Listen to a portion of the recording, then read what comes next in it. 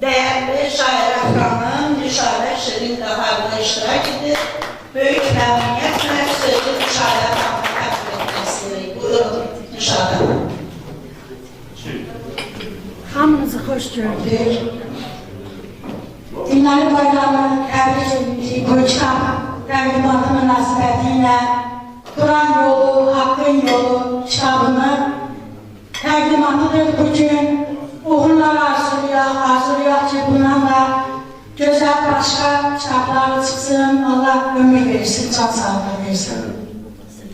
Mən də bugün bir vətən haqqında yazdığı Bayram qardaşımızın şeirini oxumaq istəyirəm. Ona görə ki, mən də vətən həsrətliyəm, vətən yaralıyam. Ona görə vətən şeirini oxumaq istəyirəm.